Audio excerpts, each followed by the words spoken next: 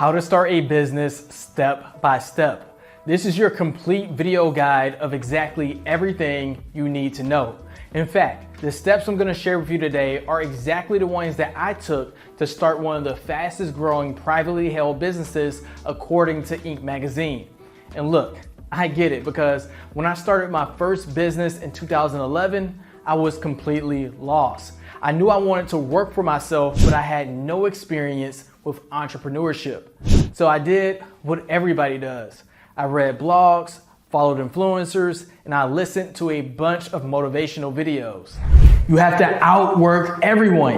And even though I learned a lot, unfortunately, I was completely overwhelmed and still stuck in exactly the same place. So I decided to take action and learn how to start a business myself and see what it really takes. And a few years later, I looked up and I was holding $1 million business. And so today, I'm super excited to share with you exactly what I learned about starting a business step by step. I'll cover how to prepare for your business launch and your entrepreneur journey, how to get your business set up and registered, and what steps to take right after your business is set up. But before we jump in, let me quickly introduce myself. I'm Standberry, self-made millionaire and entrepreneur, and I'm on a mission to help people start, fund, and grow their business. As always, what I'm gonna do is put the timestamps for this video somewhere down in the description below. That way you can skip to the parts that you want to learn the most about. However, I have structured this video in a way where each point builds off the next point, so it is a good idea to watch this entire video. Also, throughout this video, you're gonna see a message that looks something like this. And this is your warning and my chance to help you eliminate any doubts or fears you may have in the back of your mind while you are watching this video. All right, let's jump in with step number 1, how to start a business. And the key word in this section is start, because here's the deal, okay? Before I get into all the tips and all the steps and all the strategies, you and me, we need to have a talk, because too many people spend so much time researching and planning and budgeting that they never actually do anything. Which brings me to the first warning and the first message, the fear of failure. Look, I personally was stuck in this loop of planning, and then I did some deep down searching and I realized what it really came down to is that I was scared to fail. And so what I want you to do to overcome this is do this exercise with me. Okay, I want you to close your eyes. No, seriously, close your eyes. Try this. Close your eyes, lean your head back, and I want you to imagine that you're running. You're running super fast, and then all of a sudden you fall. And then I want you to imagine you're pushing your legs and your arms up from off the ground, and you pop right back up and you start running again. Now open your eyes. Every time you have the impulse to do more research, watch another video, or read another blog, I want you to stop, do that exercise, and take your next action step. Now, I don't want you to just start, but I want you to keep your momentum going, which is why I have step number 2, consider a business partner or partners when you're starting your first business. And this is important to decide before you start, because you'll want to register and plan the new business with any partners that you bring on. Now look, I'm gonna go ahead and admit it, okay? When I was starting my first business, there were times when I was super distracted and just very unmotivated. And oftentimes I would be right in the middle of doing something lazy like watching TV or playing video games on the couch, and then suddenly I would get a phone call that looks something like this. Hey Sean, what's up? Oh, nothing much, just chilling. What's up with you? Man, I just got 10 new leads. I'm gonna close a deal very soon. How's things looking on your end? Let me get back to you on that. And so I would say I truly owe half of my success to my first business partners, Sherman and Karan, because when you have good business partners, they will hold you accountable, and in turn, you are going to want to hold your business partners accountable as well, because you're going to want to make sure they're carrying their weight so that when you divide profits, you feel like everything is fair. And look, you're going to face some challenging times and make mistakes during your first business. And it's a little bit easier to get through some of these roadblocks when you have someone else right by your side. And remember, this is your first business, and you could always take what you learn and start a new business on your own in the future, which is something that I have done. Now, once you made the decision to start and you have identified whether or not you want a business partner or business partners, then you can move on to step number 3, select your business idea. Now, there seems to be an unlimited amount of businesses that you can start, right? But of course, you should consider starting slow and focusing on one solid idea. And I think it comes down to evaluating specific factors within you, such as your skills and experience, or your passion for the business, the industry, or the audience. You want to make sure the business is in a growing market or industry and that it has a high success rate. Okay, so for example, when I started my first business, it was a social media marketing agency, and my partners and I were early adopters of platforms like Facebook and Twitter, and even Instagram when it came out a few years later. And so we had some skills and experience already in that area. At the same time, we had a passion for that audience. We wanted to be business owners. We wanted to be entrepreneurs. And so we wanted to help other people like us succeed. And since we started in 2011, companies were really trying to figure out how to leverage social media for business. And so the market had huge potential. And finally, when it came to the business success rate, although there weren't a lot of social media marketing agencies at that particular point in time, the business model of having a marketing firm was already proven and successful. So we had passed all those 4 factors. And I want you to think about that for yourself, right? Like, how can you mix your combinations of skills and experience and passions with a proven business idea in a growing market? Now, I want you to make sure you subscribe to my channel because I'll definitely be breaking down more specific business ideas and models in the future. For now, let's go ahead and move on to step number 4, develop your business plan. So this is going to be a plan that will dig into all the details of what you need to do in order to launch your business idea. Okay, it's going to cover stuff like the high-level summary of the business purpose, also known as an executive summary, what products or services you will provide, what people or positions that you will need to have, and the financial goals, the budgets, and projections of the business. Now, a business plan can be very informal. It can be some notes that you share confidentially with yourself or your partners. But if you are trying to bring on an investor or secure a business loan, then you'll want to have a formal written business plan to show them. And so the site that I would recommend that you use is called Law Depot. They have a very simple process that will allow you to build an incredibly professional business plan in under 10 minutes. And I'll put a link to Law Depot down in the description below. Now, after you have solidified your business plan and you have a solid idea of the purpose and the investment that the business idea requires, then you can move on to step number 5, choose your business entity structure. So your business entity structure will be critical in determining how your business is taxed, how you pay yourself, and how protected you are from a legal standpoint. And because new entrepreneurs are often unsure about how to select the right entity, they think that they need to pay an attorney or an accountant to help them out. Which brings me to another self-limiting belief: I don't know how to select the right entity. But the truth is, you don't need to pay a ridiculously high service fee to select your business entity and register it. And I'm gonna walk you through exactly what you need to know in this step in the next one so that you can register your business on your own. Okay, so there are 5 types of entities that you want to look at when you're ready to make your business official. And we're gonna look at some pros and some cons of each one, starting with a sole proprietorship. Now, a sole proprietorship is someone who is the sole owner of an unincorporated business, which basically means that you have already started working without registering the business. Okay, the pro here is that you can get started without filing forms which require annual fees. And another pro is that you are in complete control, so you keep all the profits and all the losses for yourself.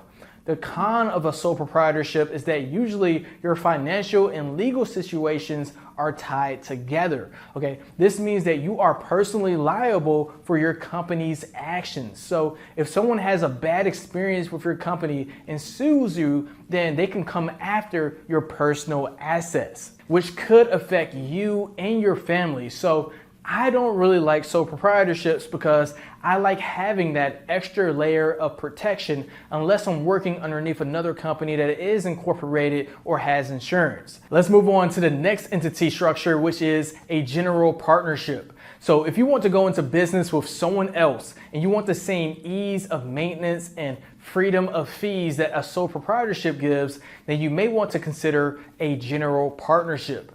The pros and the cons of a partnership are very similar to the ones in a sole proprietorship, except for the fact that you share control, taxes, lawsuits, profits, and losses with your partners. So needless to say, I'm not a big fan of general partnerships either because it has no limited liability protections. The third entity to choose from is called a C corporation, which sounds so prestigious, right? Well, let's go ahead and look at the pros and the cons. So the major pro of a C corporation is that it carries a legal shield that protects stakeholders from personal liability and company debt. So if someone sues you, then they can only go after the corporation's assets. Okay, another pro of a C corporation is that it can take special deductions such as fringe benefits. On the other hand, the con of a C corporation is that there are strict guidelines on the operations.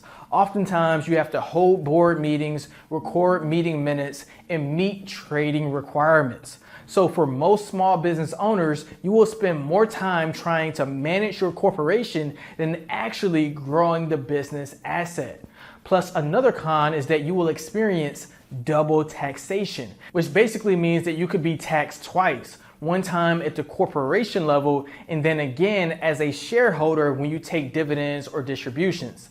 Now, this is an oversimplification of how C corporations work, but in short, it is a more complex entity that can come at a huge opportunity cost. Now, the fourth entity structure to choose from is called an S corporation.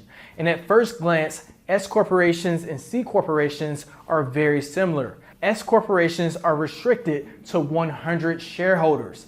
However, the major pro of an S corporation is that it can avoid self-employment taxes and double taxation because the tax liability is passed down to the shareholders instead of the corporation.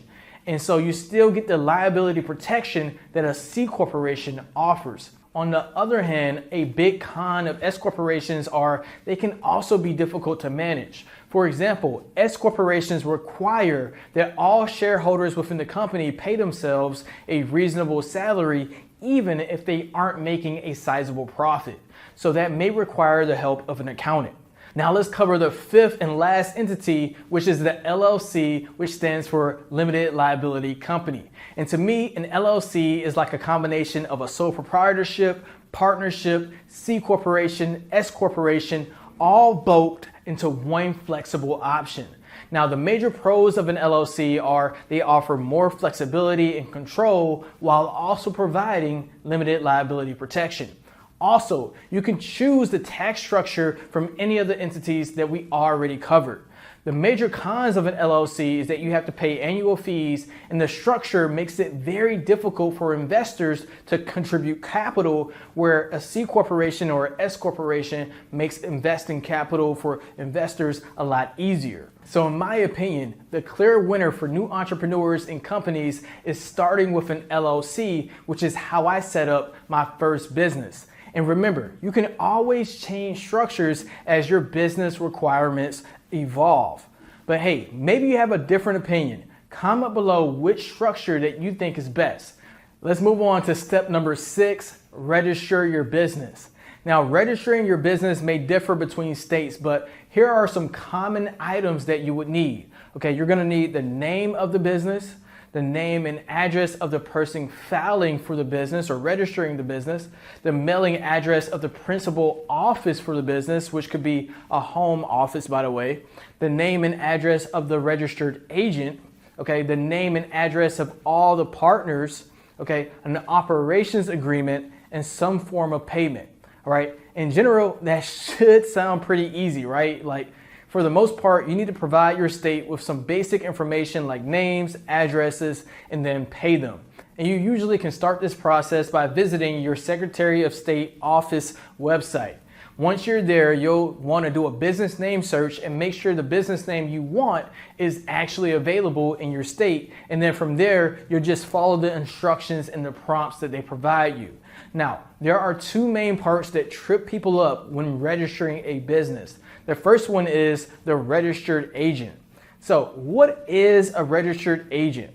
Well, this is simply the person who will receive correspondence on behalf of the business. For example, if the business is not compliant with the state, or you get some type of IRS letter, or someone sues your business, then the mail would usually go to and be legally accepted by the registered agent.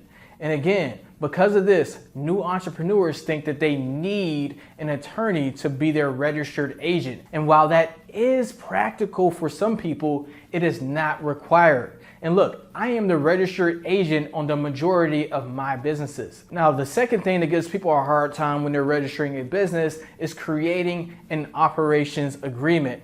Now, in some states like New York, you are required to have an operations agreement, and in some states, you are not. But it is always a great idea to have a carefully structured operations agreement, especially if you have business partners, because an operations agreement is a legal document that establishes with the states the right and the responsibilities of each LLC member and provides details such as how profits are split, how decisions are made, how new members are admitted into the business, and how any successorship is handled, and a lot more.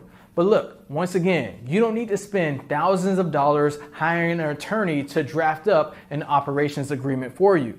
Instead, what I did and what I believe most business owners and new entrepreneurs can do is to create their own operations agreement by using an online template. And again, I recommend using Law Depot because they make it super easy to create a professional operations agreement. You start by simply selecting your state, and then the platform will walk you through exactly what you need to do step by step. And now, once you have your operations agreement and you pay your Secretary of State, then usually within a couple of weeks, you will receive your articles of incorporation, which means bang, you are officially registered and ready to move on to step number 7, get your free EIN number. EIN stands for Employer Identification Number. Your EIN works like a social security number, but for your business. And you will often need it when you're paying employees or applying for business licenses and permits, and especially when you're filing taxes or paying employees. And getting an EIN is free and easy. To get started, you can just Google IRS EIN application to find the EIN assistant. From there, simply read the instructions and begin the application process. This application can be done in less than 5 minutes. And good thing too, because you will need an EIN for the next step, number 8, set up your business bank accounts. So a big mistake that new entrepreneurs make when they're first starting out is mixing business finances with your personal finances, because it is easy to blur the lines between your business profits and losses and your tax situation. Okay, let's see how we did today. 42 new sales, $800 in contractor expenses, software expenses, Air Jordans, Vegas nightclub. Freeze! It's the IRS! Okay, so the IRS probably won't show up at your door, but the point is you want to properly track all your revenue and expenses so that you can easily report to the IRS when tax time comes. And when you have business bank accounts with digital transactions, it is a lot easier to track all your revenues and expenses. So I would recommend to go ahead and set that up as soon as you get your articles of incorporations and your EIN number. Now I have another video where I break down what business bank accounts I recommend you set up, so check for that down in the description below. For now, let's move on to step number 9, create an offer. Now, I intentionally have this as step number 9 because I want you to think about your offer before you create your product or your service. And the reason for this is because, okay, your offer will guide your delivery. Let me repeat that. Your offer will guide your delivery. And so this is where you want to start thinking big. This is where you want to start dreaming hard and think about what can you do to bring the most value to the customer, the audience, and the market. So ask yourself questions like, okay, what can your product or service guarantee? Like without question, you know your customer is going to get this specific outcome and you're willing to go as far as refund them or keep working. Or what can you offer that no one else can offer and it will be extremely valuable to the customer? Or how can I deliver value faster than anyone else at a lower cost, similarly like Amazon does? Now, at this point in my entrepreneur career, if you will, I have discovered that the offer is a key ingredient in the majority of your business success. So once you have your offer, then you can move to step number 9.5, which is to develop the product or service. Now, because you know what your offer is and the main value that you're providing, then you can build your product or service based on that offer and value. For example, maybe one of your value propositions is speed, like you want to deliver faster than anyone else in your particular market or niche. Well, based on that, you can optimize your product or your service for speed. Or as another example, maybe your goal is to provide something that no one else can provide. Well, in that case, you really need to focus on innovation and bringing something new to existing lines of products and services. Which brings me to the next self-limiting belief that you may have in the back of your mind. How will anyone trust my company if I have no experience or expertise? And look, I get it, especially because when I started, I was young and I was a black man that constantly felt judged. But at the end of the day, I want you to remember that business is about solving problems. The companies and entrepreneurs who can solve a real market problem are the ones who have the most impact and get paid. So as long as you have the confidence in your ability to do the research and transform someone's pain to paradise, then don't let someone else's judgment stop you from moving on to step number 10 and landing your first 5 real clients and customers. Now, I put emphasis on the word real because let's be honest, some of your early supporters will be your friends and your family that want to buy and work with you just to support you. And that can really distort your reality because they don't actually have the pain or the problem that your business sets out to solve. And the whole point of starting with acquiring just your first 5 clients is to get some real feedback and to see if you're actually providing the value that you set out to provide. Because sometimes growing too quickly can end up destroying your reputation if you aren't actually delivering value. So in this step, I don't want you to put together some elaborate marketing campaign. Okay, I don't want you to set out and hire some fancy marketers or interns. None of that. Okay, I want you to just simply find some places where your target market may be hanging out, either online or in person, engage with them and see if they will be willing to try out your products and your services. That's it. That's the step. Because once again, that's going to allow you to get some real feedback and you may even get some early 5-star reviews and client testimonials. And with that, you can actually start building off some real positive momentum and move into other growth strategies for your business. Now, if you made it this far in the video, then congratulations. You have exactly what you need to know on how to start a business step by step. Now, this is my first video in the How to Get Started series. So if you want more business ideas or tips on business, then make sure you subscribe or you check out some of the videos coming up next. I'm wishing you the best of luck in your entrepreneur journey, and I hope to continue making videos that help you to start, fund, and grow your business.